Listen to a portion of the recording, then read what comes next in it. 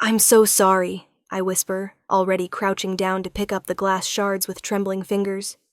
My face burns with humiliation as the woman in the emerald gown, Mrs. Vanderbilt, I think her name is, steps back dramatically, as if I've committed murder rather than accidentally bumped her elbow while refilling her drink. This is exactly why they shouldn't hire people like you for events of this caliber, she announces loudly enough for half the room to hear. Absolutely incompetent. People like me. I know what she means. The waitstaff, the help, the invisible ones who are only noticed when we make mistakes. My manager, Gerald, appears beside me with a tight smile that doesn't reach his eyes. Go to the kitchen, Rosalind. Now. I stand quickly, still holding a jagged piece of crystal, and that's when I see him for the first time. Before we continue, please prove my mom wrong. She says I can't hit 1,000 subscribers. Okay, let's continue. He's standing near the grand staircase watching me, not with the mixture of pity and disgust I see on the other guests' faces, but with something else entirely. Something that makes my breath catch despite my mortification. He's tall, impossibly tall, with dark hair that falls just past his collar and eyes that seem to capture the light from the enormous chandelier above us. His suit probably costs more than I make in 6 months, maybe a year. But it's not his obvious wealth that roots me to the spot. It's the way he's looking at me, as if I'm the only person in this ballroom full of Philadelphia's elite. Then Gerald's hand clamps down on my shoulder, breaking the spell. Kitchen. Now, Miss Garrett. I hurry away. My worn black flats making soft sounds against the gleaming floor, so different from the click of the designer heels around me. My hands are still shaking when I push through the swinging doors into the harsh fluorescent light of the kitchen. That bad? Asks Jenna, one of the other servers, pausing while arranging canapes on a silver tray. I dropped a glass on Mrs. Vanderbilt. She winces. Yikes, Gerald's going to fire me probably. I set the glass shard down carefully and lean against the stainless steel counter. Which is perfect, because my landlord just increased my rent again, and my car's making that sound. You know, the expensive sound. Jenna squeezes my arm sympathetically. She knows about my situation. Knows that I've been barely holding things together since my grandmother died 8 months ago, leaving me with nothing but medical debt and a studio apartment I can barely afford. Knows that I work 3 different catering jobs just to keep my head above water. Gerald storms through the doors. You're done for tonight. I'll mail your check. Gerald, please. I need this job. It was an accident. You embarrassed us in front of the Blackthorne family. Do you have any idea who they are? This event is for Adrian Blackthorne himself. The Adrian Blackthorne. Billionaire, philanthropist, one of the most powerful men on the East Coast. His face is red now. Go home, Rosalind. The name Blackthorne echoes in my mind as I grab my coat from the employee closet and step out into the cold November night. The event was being held at the Blackthorne estate. Of course it was. I'd been too focused on not messing up to really think about whose home I was in, whose guests I was serving. The parking lot is nearly empty except for the rows of expensive cars belonging to the guests. My 15-year-old Honda sits in the far corner like a poor relation. I'm halfway to it when I hear footsteps behind me. Miss Garrett. I turn, and there he is. The man from the ballroom. Up close, he's even more striking, but there's something about him that makes my skin prickle with awareness. He moves too smoothly, too quietly for someone his size, and his eyes, they're darker than I thought, almost black in the dim light of the parking lot. I'm sorry, I say automatically. I didn't mean to cause a scene. You did nothing wrong. His voice is deep, with the faintest trace of an accent I can't quite place. Mrs. Vanderbilt has a talent for creating drama. I've known her for a very long time. Something about the way he says it makes me think he means longer than should be possible. That's kind of you, but I still lost my job. I hug my coat tighter against the wind. I should go. You're bleeding. I look down and see that my palm is indeed bleeding from where I'd grabbed the broken glass. A thin line of red runs down to my wrist. Oh, I didn't even feel it. He moves closer, and I catch his scent, something like cedar and smoke and old books. Let me see. I should tell him no. I should get in my car and drive away from this disastrous night. Instead, I find myself extending my hand to him. His fingers are cool against my skin as he examines the cut. The touch sends an unexpected shiver through me. "It's not deep," he says quietly. "But it should be cleaned. I'll take care of it when I get home. The estate has a full medical suite. Please, allow me to make up for my guest's rudeness." He's still holding my hand, and I notice that he's very carefully not touching the blood. "I insist." There's something in his eyes, a loneliness maybe, or a hunger that has nothing to do with food, that makes me nod. Okay. He leads me back toward the house, but not to the main entrance. Instead, we take a side path that winds through a garden I hadn't noticed before. Even in November, there are flowers blooming here, night-blooming jasmine filling the air with sweetness. "I'm Adrian," he says as we walk. "Adrian Blackthorne." Of course he is. "The philanthropist billionaire," I say, remembering Gerald's words. A ghost of a smile crosses his face. "Among other things." He opens a door that leads to a quieter part of the house, away from the party noise. "And you're Rosalind Garrett. I heard your manager use your full name." "Just Rosie, usually." We climb a staircase, dark wood and oil paintings of stern-looking people in old-fashioned clothes, and walk down a long hallway. He opens a door to what appears to be a private study. Floor-to-ceiling bookshelves, a massive desk, leather chairs near a fireplace that crackles with real flames. The medical supplies are in here. He gestures to a cabinet. "Please, sit." I settle into one of the chairs while he retrieves a first aid kit. When he kneels in front of me to clean the cut, I notice several things at once. He moves with an unusual grace, like a dancer or a predator. His hands, now that I can see them clearly in the firelight, are unlined, perfect. And when he concentrates on my wound, his jaw tightens as if he's in pain. "Are you all right?" I ask. He looks up, surprised. "I should be asking you that." "You winced." For a long moment, he doesn't speak. Then, "I have an old injury. It troubles me sometimes." He finishes bandaging my hand with gentle efficiency. "There. That should heal quickly." "Thank you." I stand, suddenly aware of how inappropriate this is. Me, alone in a room with a man I don't know, a man who could buy and sell my entire neighborhood without blinking. I should really go. Wait. He stands too, and I realize we're very close now. I know this is unusual, but would you have dinner with me? Tomorrow night? I laugh, I can't help it. Why would you want to have dinner with me? You saw what happened downstairs. I'm a disaster. You're honest. You're kind. You apologized even though you'd done nothing wrong. And when you looked at me in the ballroom, you saw me. Not my money, not my name, just me. He runs a hand through his dark hair, and for the first time he looks uncertain. It's been a very long time since anyone has done that. There it is again. That suggestion of vast stretches of time. "I don't understand," I whisper. "Have dinner with me, and perhaps you will." He pulls a card from his pocket and hands it to me. Heavy cardstock. Expensive. Just his name, and a phone number. "Please, Rosie." The way he says my name sends warmth through my chest. Against all logic, against every bit of common sense I possess, I take the card. Okay, tomorrow night. His smile transforms his face, making him look younger, less burdened. "I'll send a car for you. 7 o'clock?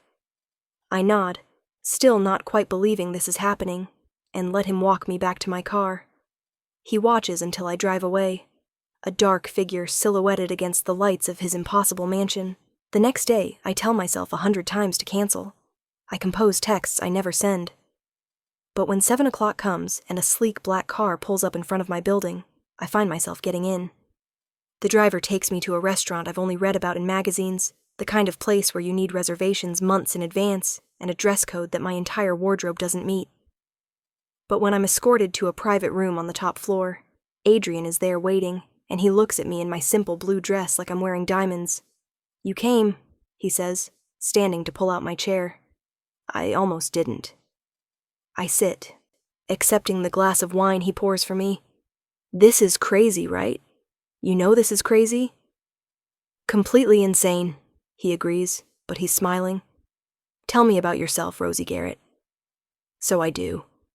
I tell him about growing up with my grandmother after my parents died in a car accident when I was 8. About studying art history in college until the money ran out. About working multiple jobs and still barely scraping by. About dreams deferred and hopes that feel increasingly foolish as I get older. You're 29, he says. It's not a question. How did you know? You mentioned graduating high school in 2014. He takes a sip of wine. I notice he barely touches the food. Still young. Still time for those dreams. I'll be 30 in a few months. That doesn't feel young. Trust me, he says with that strange, sad smile. It is. What about you? I lean forward. What's your story? He's quiet for so long I think he won't answer. Then, I was born in 1698, in a small village in Romania that doesn't exist anymore. I should laugh. I should make a joke about vampire billionaires, but the look on his face stops me. That's impossible. Yes, he meets my eyes. And yet, you're saying you're over 300 years old. 327 to be precise. The sensible part of my brain is screaming that he's insane, that I should leave right now. But there's another part, the part that felt something electric when he touched my hand, the part that recognized something ancient and sad in his eyes, that believes him. Prove it, I whisper. He stands and moves to the window, drawing the curtains closed. When he turns back to me, his eyes are different. Darker, gleaming with their own light. I don't age. I don't die. I subsist on blood, though I've learned to manage with very little. Synthetic alternatives, mostly. I'm stronger than any human. Faster. I can hear your heartbeat from across the room. He takes a step closer. It's racing right now. My hand finds the edge of the table, gripping it. How? I was changed during a war. I was dying, and a creature, an ancient vampire, offered me a choice. Death or eternal life. His voice is hollow. I chose poorly. Why are you telling me this? Because you asked. Because you deserve the truth. He sits back down, suddenly looking exhausted. And because there's something else. The injury I mentioned last night. It's not healing. It hasn't healed in 3 centuries. He unbuttons his shirt cuff and rolls up his sleeve. There, on his left forearm, is a wound that looks fresh, angry red against his pale skin. The edges are blackened, and I can see that it goes deep. A silver blade, cursed by a witch whose family I failed to save. His voice is barely audible. She told me I would suffer until I found someone who could see past what I am to who I was. Someone who could choose to touch me freely, knowing the truth. He laughs bitterly. 300 years of searching, and I'd almost given up. I stare at the wound, then at him. You think I'm... what? Your cure? I don't know. Maybe. Maybe I'm just tired of being alone. He starts to roll his sleeve back down, but I reach out and stop him. Wait! My hand hovers over his arm. I can feel the coolness radiating from his skin. This is insane. He's insane, or I am, or we both are. But when I look at his face and see the hope there, desperate, terrified hope, I can't pull away. I touch the wound. It's cold, colder than anything I've ever felt, and for a second, it burns. Adrian gasps, his other hand gripping the table edge so hard the wood splinters. Light blooms beneath my palm, warm and golden, spreading across his skin. When I lift my hand away, the wound is gone. Just smooth, unmarked skin where centuries of pain had been. We both stare at his arm in silence. How did you... He touches the spot where the wound was, wonder in his voice. How? I don't know. My hand is tingling, warm where it had been cold. I wanted to help. He looks at me then like I've given him the world. Rosie. That's all he says. Just my name. But the way he says it makes my chest ache. After that night, everything changes. Adrian calls me the next morning, asking to see me again. And again. Within a week, we're talking every day. Within 2 weeks, I've told him things I've never told anyone. About the loneliness of being alone in the world. About the fear that I'll never amount to anything. About the desperate wish to matter to someone. He listens. Really listens. And he shares pieces of his own long history. The people he's loved and lost. The mistakes that haunt him. The weight of living while everyone around him dies. You could change me, I say one night. We're in his study again. It's become our place. Make me like you. No. The word is sharp, immediate. I would never do that to you, Rosie. This isn't a gift. It's a curse. But you'd be alone again then I'll be alone. He takes my hand gently. Some prices are worth paying. A month passes, then 2. I quit my other jobs. Adrian insists on helping me financially, though I fight him on it at first. He wants me to go back to school, to pursue my art history degree. He wants me to have the life I deferred. Why me? I ask him one evening. We're in the garden behind his estate, the same one we walked through that first night. Out of everyone you've met in 300 years, why me? He's quiet, considering. Then, do you remember what you did when Mrs. Vanderbilt humiliated you? I apologized. No, before that. He turns to face me. You didn't cry. You didn't lash out. You tried to fix it. You showed grace under pressure, kindness when you'd been shown cruelty. He touches my face softly. I've met emperors with less dignity than you showed in that moment. I'm about to respond when my phone rings. It's my landlord. My stomach sinks even before I answer. The conversation is brief and devastating. He's selling the building. I have 30 days to find a new place. In Philadelphia's market with my income, that's essentially impossible. I'll help, Adrian says immediately when I tell him. Move in here. I can't do that. Why not? Because it's too much. Because people will talk. Because you're afraid, he says gently. Of this. Of us. He's right. I am afraid. Afraid of how much I feel for him. This impossible man who's lived lifetimes. Afraid that I'm a blip in his eternal existence. Afraid that I'm not enough. I have an art gallery opening next week, he says. It's a charity event, very public. Come with me. Let me show you off. Let me show everyone that you matter. To the city, to the cause, to me. Adrian, if you still want to find your own place after that, I'll help you do it. But please, Rosie, let me have this one night where the world knows you're mine. The possessiveness in his voice should probably concern me. Instead, it sends a thrill down my spine. Okay, I whisper. The gallery opening is at one of Philadelphia's most prestigious venues. Adrian sends a stylist to my apartment the day before with more dresses than I could wear in a year. I choose a deep burgundy gown that fits like it was made for me, because I discover it was. When the car picks me up, I barely recognize myself in the mirror. My dark hair is swept up, my makeup is flawless, and the dress makes me look like someone who belongs in Adrian's world. He's waiting at the gallery entrance, devastating in a black suit, and when he sees me, he goes completely still. Rosie. He takes my hand, bringing it to his lips. The touch is cool and makes my pulse jump. You're extraordinary. Inside, the gallery is packed with Philadelphia's elite. I recognize some faces from the disastrous party where we met, including Mrs. Vanderbilt, who does a double take when she sees me on Adrian's arm. Adrian doesn't leave my side for a moment. He introduces me to everyone, not as his guest, but as his partner.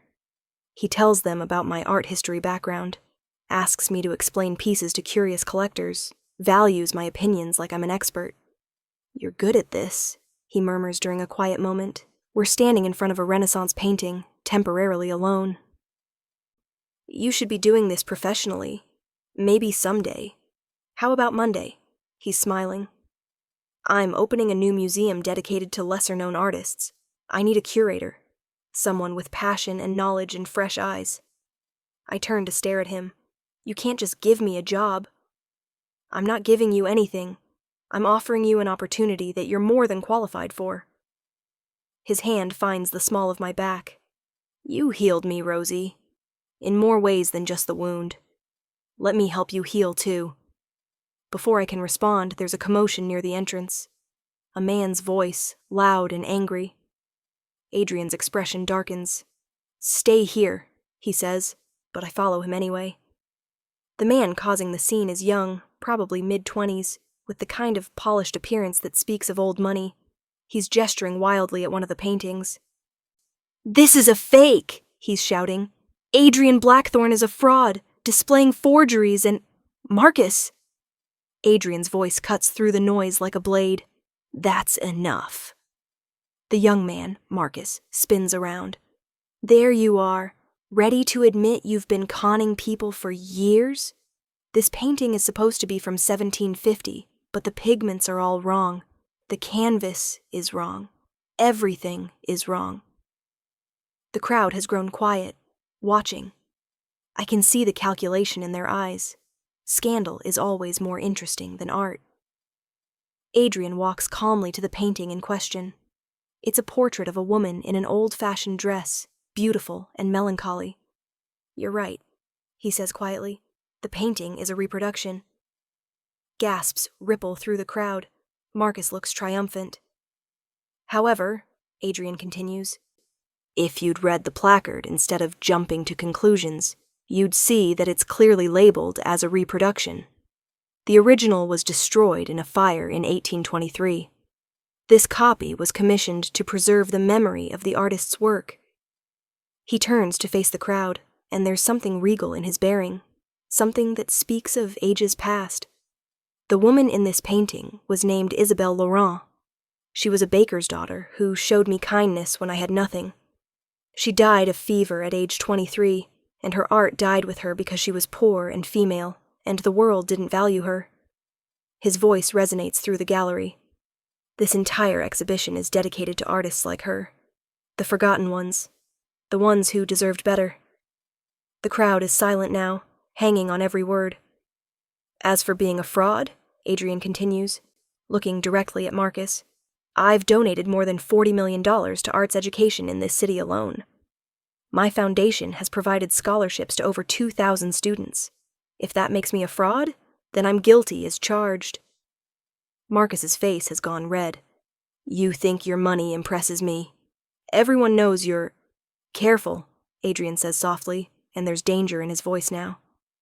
I'd hate for your family to learn about your recent gambling debts, or your rather creative use of your trust fund. The young man pales and storms out. The crowd erupts in applause. Adrian returns to my side, his hand finding mine again. I'm sorry you had to see that. Don't be. I squeeze his fingers. You were amazing. He looks down at our joined hands, and something in his expression makes my breath catch. Come with me. There's something I want to show you. He leads me through the crowd to a smaller gallery room off the main hall. Inside, there's a single painting, a portrait of me. I stare at it, speechless. It's not a photograph or a realistic rendering, but something more impressionistic, capturing me in the garden behind his estate, flowers in my hair, smiling at something out of frame. When did you... I didn't paint it. You did. He gestures to a small signature in the corner, my signature, but I don't remember creating this. That first week we spent together, you were doodling in my study one evening. You fell asleep, and I found this. You'd sketched it from memory, from that afternoon we spent in the garden. He moves closer. I had it finished by an artist who works in the style you'd started. I hope you don't mind. I can't speak. The painting is beautiful, but more than that, it's the way he's looking at it, like it's the most precious thing he owns. I love you, he says simply. I've loved you since you apologized to Mrs. Vanderbilt for her rudeness. I've loved you since you touched my cursed wound without fear. I love you more every day, and I will love you until my last breath, whether that's tomorrow or 1,000 years from now. The world seems to contract to just the two of us, this moment, this room. I love you too, I whisper, even though you are impossible, even though this is crazy. I love you. He kisses me then, and it's like coming home to a place I didn't know I'd been searching for. His lips are cool against mine, but they warm under the touch, and when he pulls me closer, I can feel his unnecessary heartbeats start to race. When we finally break apart, he's smiling. Move in with me, not because you need to, but because you want to, because waking up next to you would make me happier than I've been in 3 centuries. Yes, I say without hesitation. Yes to all of it. The epilogue to our story happens 6 months later, at the opening of Adrian's museum. I'm standing in front of a room full of journalists and donors, wearing a plaque that identifies me as the chief curator, and I'm explaining the significance of a recently discovered collection of works by forgotten female artists. Adrian is in the back of the room, watching me with pride so obvious it makes my cheeks warm. After the presentation, a reporter approaches me. Ms. Garrett, there are rumors that you and Mr. Blackthorne are engaged. Can you confirm? I glance at Adrian, who nods almost imperceptibly. We are, I say, unable to keep the smile from my face. I show them the ring, a simple band with a ruby that Adrian told me belonged to his mother, centuries ago. When's the wedding? We haven't set a date yet. We're just enjoying being together. And how did you two meet? I catch Adrian's eye across the room, remembering that night in the ballroom, the broken glass, the humiliation that led to everything beautiful that followed. I made a mistake, I say honestly, and he saw past it to who I really was. After the reporters leave, Adrian joins me. You were perfect, he murmurs, pressing a kiss to my temple. I had a good teacher. We stand together, watching people file through the museum we built together, admiring art by people who deserve to be remembered. Outside, the city lights are coming on, and I think about the impossible journey that brought us here. A vampire cursed to suffer, and a woman who'd lost hope, finding salvation in each other. What are you thinking? Adrian asks. That I used to pray to matter to someone, to be seen. I lean into him. I just never imagined it would be someone who's been looking for me for 300 years. He wraps his arms around me, solid and real and mine. I would have searched for 3,000 more. Later that night, after the museum closes and we return to the estate that's become our home, Adrian takes me back to the study where everything began. The fire is crackling in the hearth, and music is playing softly. Something classical and lovely. Dance with me, he says, offering his hand. We sway together in the firelight, and I think about all the moments that led to this one. The broken glass, the touch that healed, the choice to trust something impossible. Do you ever regret it? I ask quietly. Telling me the truth? Never. He pulls back to look at me. You gave me something I thought I'd lost forever. What's that? Hope. He touches my face gently. The hope that maybe this curse was a gift after all, because it led me to you. I rise up on my toes to kiss him, and in that moment I understand something fundamental. We're all cursed in our own ways, by loneliness, by loss, by the fear that we'll never find where we belong. But sometimes, if we're very lucky, we find someone who sees those curses and loves us anyway. Someone who makes the wait worthwhile. I'm going to grow old, I remind him. We've had this conversation before. I'm going to die someday. I know. His voice is steady. And I'm going to love every single day I have with you. Every wrinkle, every gray hair, every moment. And when you're gone, I'll carry you with me. The woman who healed me. The woman who taught me that 300 years of suffering was worth it to find her. Tears slip down my cheeks, but they're good tears. Happy tears. I'm going to make sure you never regret choosing me, I promise. Impossible, he says, kissing away my tears. You already have. We stay there in the firelight, wrapped in each other and the impossible truth of us, until the sky begins to lighten with dawn. And as Adrian leads me upstairs to the bedroom we now share, I think about the woman I was 6 months ago, desperate, alone, invisible. She would never believe this, any of this.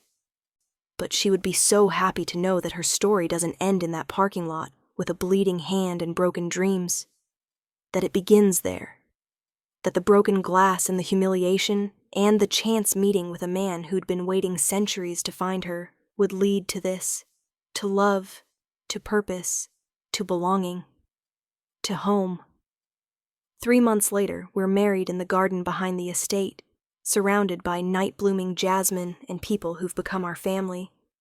I wear a dress the color of moonlight, and Adrian's eyes shine with tears he doesn't bother to hide when I walk toward him. We write our own vows.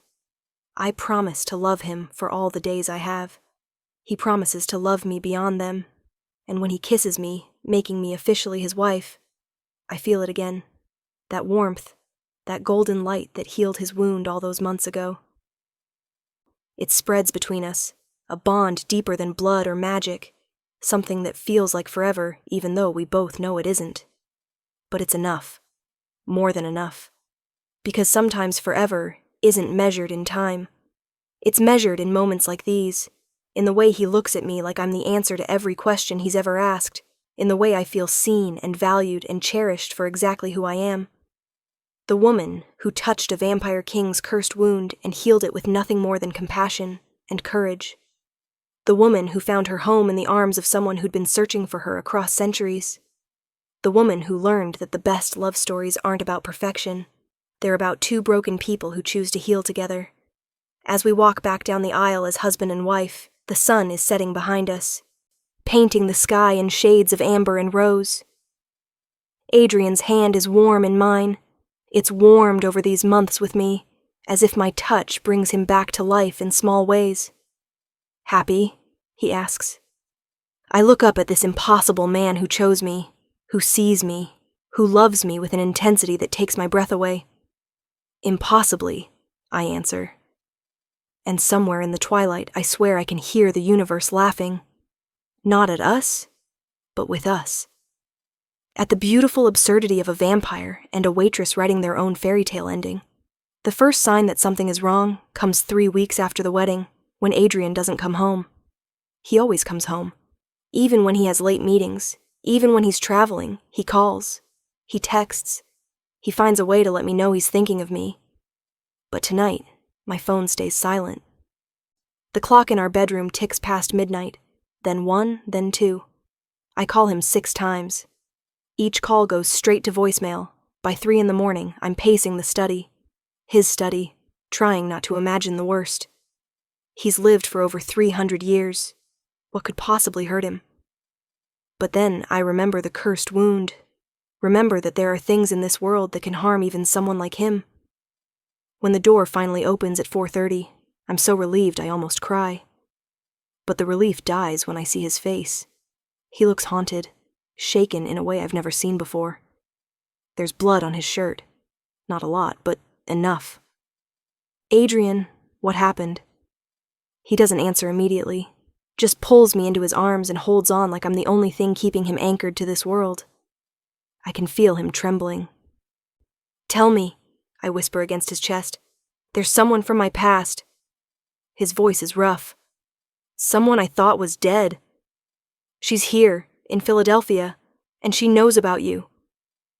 He pulls back, and I see real fear in his eyes. Fear for me. Her name is Katerina. She's the one who changed me, who made me what I am. He runs a hand through his hair, agitated. I haven't seen her in 200 years, not since I refused to help her build an army of our kind. She swore she'd make me suffer for that betrayal. "But your curse is broken, yes. But there are other ways to hurt me now." He touches my face, and his hand is shaking. She can hurt me through you." The words settle over me like ice water. What does she want? For me to leave you, to prove that I'm still loyal to my own kind over humanity. His jaw tightens. She gave me 3 days to end our marriage, or she'll expose what I am to the entire city, to the world. I think about what that would mean. The media circus, the disbelief, then the proof, then the panic. Adrian being studied, hunted, used. Everything we've built together torn apart. So we run, I say.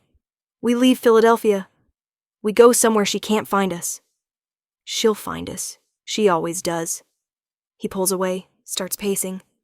And even if we ran, she'd expose me anyway. She'd make sure the world knows that vampires exist, and then others like me would be hunted. Innocents who've done nothing wrong.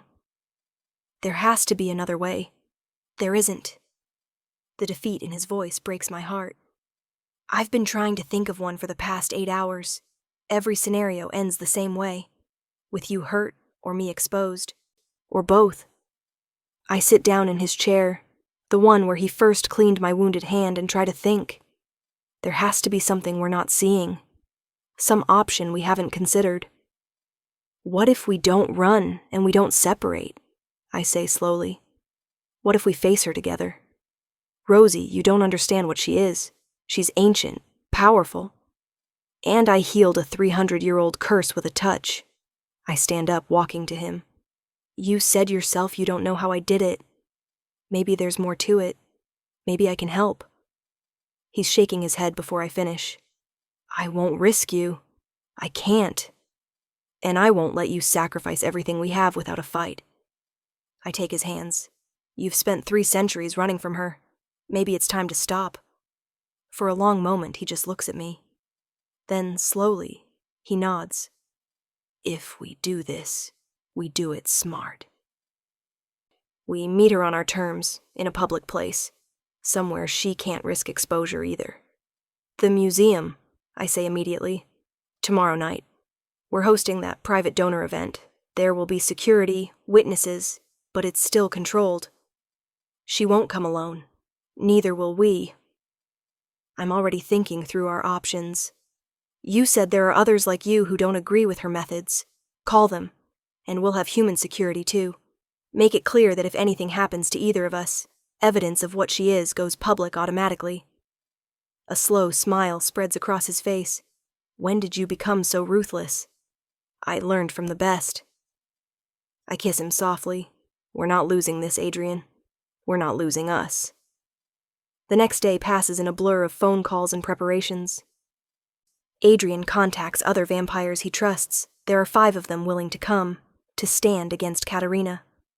I coordinate with our security team, though I can't tell them exactly what we're preparing for. I just emphasize that there may be an attempted disruption, and we need to be ready. By the time evening arrives, I'm exhausted and terrified, and determined all at once. The donor event is in full swing when she arrives. I spot her immediately, even though I've never seen her before.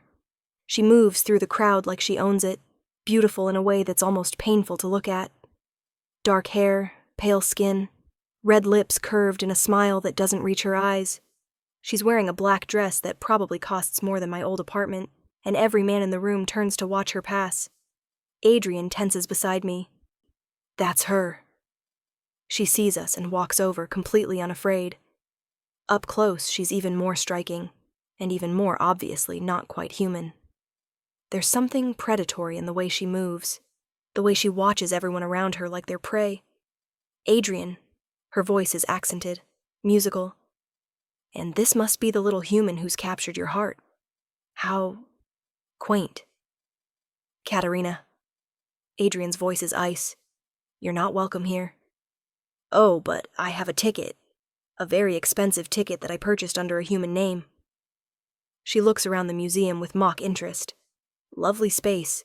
It would be such a shame if something happened to it. Or to anyone in it. Is that a threat? I ask, keeping my voice steady. She looks at me then, really looks at me, and I feel the weight of her gaze like a physical thing. You healed him. I can sense it. The curse is gone. Interesting. She circles us slowly. I've been trying to figure out how an ordinary human managed that. Do you know what I think? Neither of us answers. I think you're not as ordinary as you appear. There's something about you, something that resonates with old magic. She stops in front of me. Tell me, Rosie Garrett, do you know anything about your family history? Your grandmother, perhaps? My blood runs cold. Leave my grandmother out of this. Ah, but that's where it gets interesting. You see, I did some research. Your grandmother's maiden name was Delacroix, a very old French family known for producing healers. Women who could cure the incurable with just a touch. Her smile widens. Your grandmother came to America to escape that legacy, to live a normal life. But it seems the gift skipped a generation and manifested in you. Adrian moves closer to me. What's your point, Katerina? My point is that she's more valuable than you realize. Imagine what the world would pay for a healer who could cure vampirism, or imagine what vampires would pay to keep her hidden. She looks directly at me. You're worth a fortune, darling. To the right buyer. I'm not for sale, I say flatly. Everyone is for sale. It's just a matter of price. She glances around the room. I'll make this simple. You have two choices, Adrian. Give her to me willingly, and I'll ensure she's well taken care of while I exploit her gift.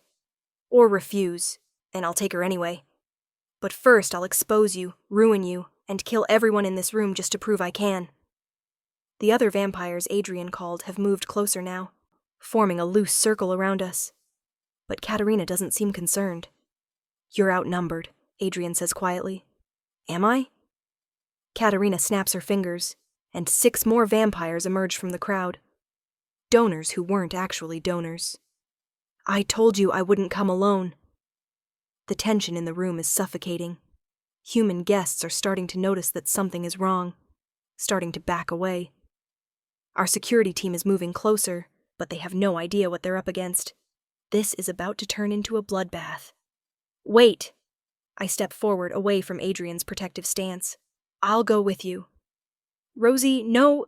Adrian tries to grab my arm, but I shake my head. On one condition, I continue, looking directly at Katerina. You let everyone here go safely. No exposure, no violence. You get what you want, me, and they get to live normal lives, never knowing what happened. Katerina considers this, tilting her head. And what makes you think I'll keep that bargain? Because you're smart. I force my voice to stay level. If you kill everyone here, Adrian will spend the rest of eternity hunting you. So will his allies. But if you take me and keep your word, he'll have to let me go. He'll have to live with it. I glance at Adrian, my heart breaking at the anguish in his face. Because that's who he is. Someone who puts others before himself. For the first time, Katerina looks uncertain. You'd sacrifice yourself for them? For him? Without hesitation. She studies me for a long moment. Then she laughs. Oh, I see it now. I see why he loves you. You have the same stupid nobility he does. Her expression hardens. But I'm afraid I can't accept your offer, darling. You see, I don't just want you. I want him to suffer. She moves impossibly fast, grabbing me and pulling me against her. I feel something sharp at my throat. A knife, silver, probably. Here's what's going to happen, she says to Adrian. You're going to watch me take her. You're going to live with the knowledge that you failed to protect her. And someday, maybe in another 100 years, I'll let you see her again. See what I've made of her. Adrian's face is anguished, but he doesn't move. He can't. Not with that blade at my throat. Unless, Katerina continues, you want to trade places. Come with me willingly, and I'll let her go. Done, Adrian says immediately. No. I try to struggle, but Katerina's grip is iron. Rosie, it's okay. Adrian's voice is calm now, resolved. I've lived long enough. I've had my time. But you deserve a full life. A real life. I won't let you do this. You don't have a choice. He looks at Katerina. Let her go. I'm yours. Katerina considers this, the knife still at my throat. Then slowly, she smiles. How touching. The monster sacrificing himself for the human. There's poetry in that. She releases me, pushing me toward Adrian's allies. Take her. Keep her safe until I'm gone.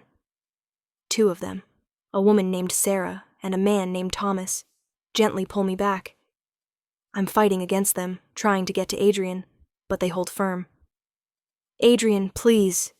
He looks at me one last time, and the love in his eyes is so profound, it takes my breath away. Thank you, he says quietly, for healing me, for loving me, for giving me something worth sacrificing everything for. No, no, no, I'm crying now, still struggling. You can't do this. We're supposed to have more time. You promised me. I'm sorry. And then to Katerina. Let's go. She takes his arm, triumphant, and starts leading him toward the exit. The human guests are frozen, not understanding what they're witnessing. The other vampires are tense, ready to fight, but held back by Adrian's clear instruction not to. And that's when I feel it. The warmth in my chest. The same warmth I felt when I healed Adrian's wound. It's spreading, growing, pulsing with my heartbeat. My grandmother's voice echoes in my memory, something she said to me when I was very young. We come from healers, Rosie. But healing isn't just about fixing what's broken. It's about protecting what's precious. I understand now. The gift isn't just healing. It's protection. I pull free from Sarah and Thomas and run toward Katerina. She turns, surprised, raising the silver knife, but I don't stop. I reach out and touch her arm, and the warmth explodes outward. Katerina screams. She drops the knife and stumbles backward, staring at her arm where I touched her. The skin is smoking, burning, as if my touch is acid to her. What did you do? She gasps. Protected what's mine, I say simply.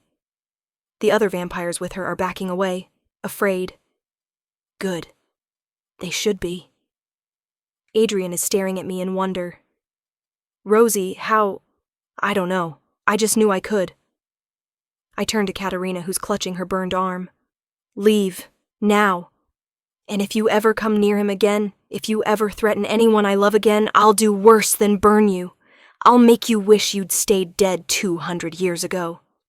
For a moment, I think she's going to attack, but then she looks at her burned arm, at me, at the other vampires who are now regarding me with a mixture of fear and respect. This isn't over, she hisses. Yes, Adrian says quietly, moving to stand beside me. It is. You've lost, Katerina. You can't hurt me anymore. Not when I have her.